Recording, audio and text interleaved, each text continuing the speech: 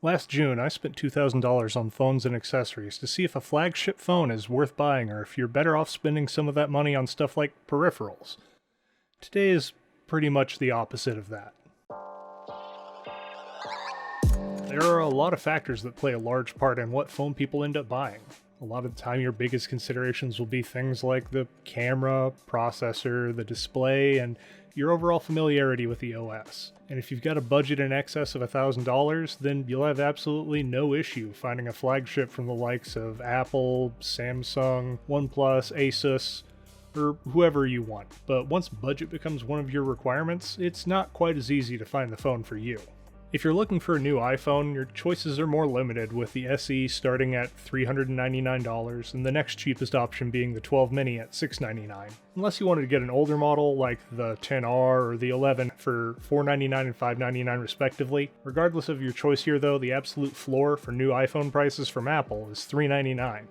With Android though, the variety of price options is honestly insane. You of course have no shortage of flagships, plenty of high-end devices with a few fewer features for a lot less money, along with a litany of mid-range and budget phones, and then there are even hyper-budget oriented devices that you can get for under $50.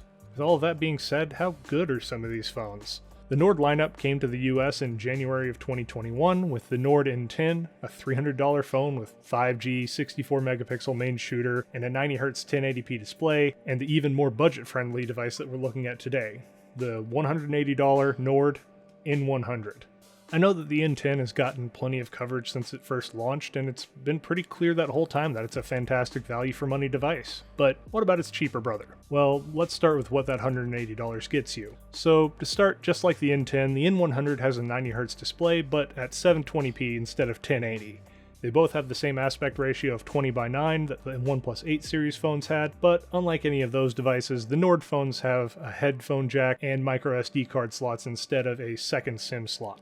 Unlike any of their flagships though, don't expect these to be made of anything particularly sturdy like soft touch aluminum or tempered glass, because one of the ways they kept the price down on the Nord line was with a plastic body. In my time testing, the N100 did fall out of my pocket into a chair once, and yeah, it's not quite as good as new anymore. Instead of having an underscreen fingerprint reader, that's been moved to the rear. And as far as charging goes, the N100 doesn't have wireless charging or dash charging, and instead it just has the standard 18-watt USB-C power delivery. That isn't so much of a big deal though, because the N100 has a very stout 5000 mAh battery. While there have definitely been other phones with more capacity, the combination of this battery and the display only coming in at 720p with 519 nits of sustained brightness, this leads to the phone getting absolutely insane battery life. While we're on the subject of what's on the back though, you'll see something that's becoming more and more common on budget devices: a multi-camera module. We'll get more in depth on the cameras in a second, but I can't bring them up without mentioning that these three cameras feel much more like just one camera. So it feels a bit like a lie. Specifically, one of these is the main shooter, another is a 2 megapixel macro lens that's buried in the camera settings, and the third is a 2 megapixel depth sensing bokeh lens that's meant to help add background separation in portrait mode. So there's essentially just the main lens, a gimmick lens you might never actually use, and another that just helps the main lens out in portrait mode. More on the actual quality of the camera later, but there's a few more things I want to get into first. I mentioned earlier that the display only comes in at a resolution of 720 by 1600, but when you compare that to the Retina display on the 2020 iPhone SE with 750 by 1334 pixels, it's apparent that raw display resolution isn't the end-all be-all that it once was. I describe the resolution of either of them as good enough, but unexceptional. They're both IPS LCD panels, so they both have very vibrant screens, but since the N100 has a refresh rate of 90Hz, everything just looks so much smoother. Like I mentioned in my OnePlus 8 Pro review video, the 20:9 widescreen aspect ratio of the N100 is so wide that the hole punch selfie camera cutout is more or less never going to get in the way of videos in full screen mode. So it's not worth complaining about, just worth mentioning. To see how well the Snapdragon 460 and Adreno 610 chips handle rendering gameplay at this resolution, I benchmarked it in 3D Mark. A quick note about the 3D Mark wildlife test: while it only managed to come in between 1 and 3 frames a second with a score of 237, Part of the reason for that is that wildlife forces the render to happen at a resolution of 1440 by 2560, which is almost 4 times the number of pixels as the N100 is used to rendering, so it's not exactly surprising that the numbers it put up are so low. It put up much better numbers than Slingshot comparatively, so it seems like the resolution of the display is a pretty good match for the chips it has, since Slingshot doesn't force a higher resolution in the render.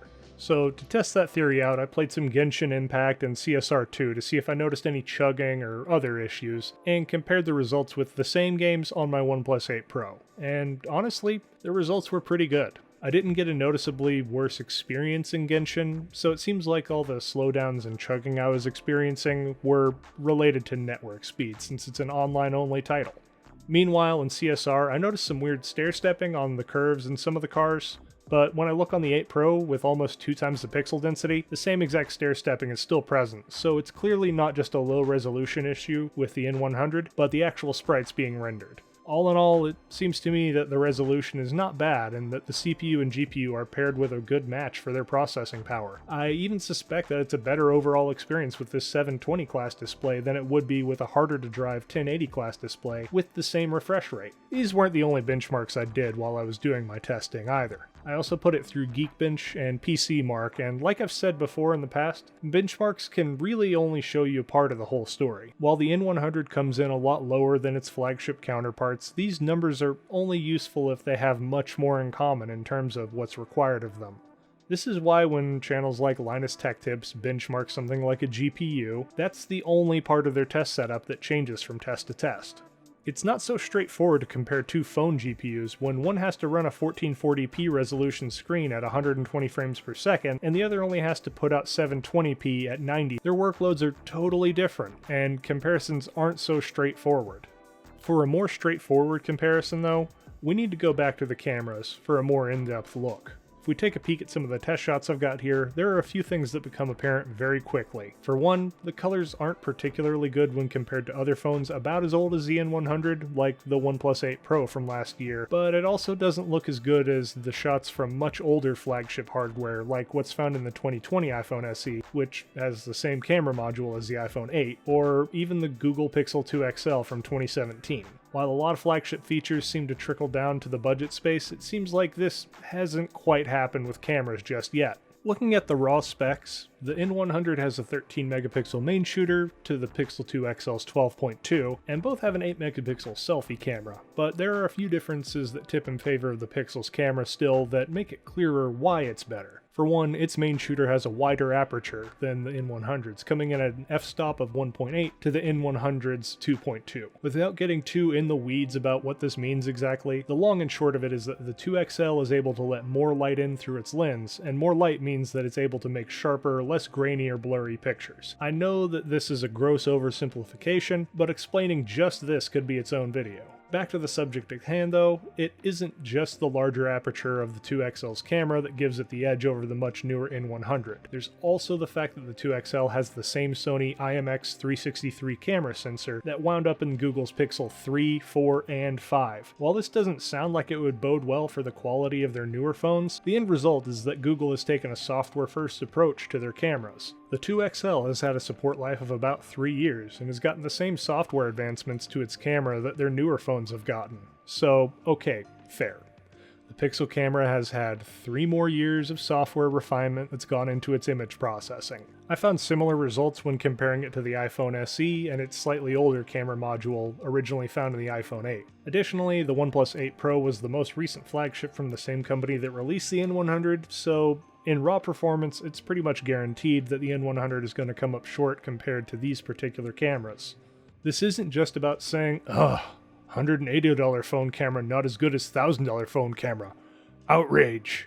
Because that would just be boring. This is more about getting a decent quality baseline to compare it to.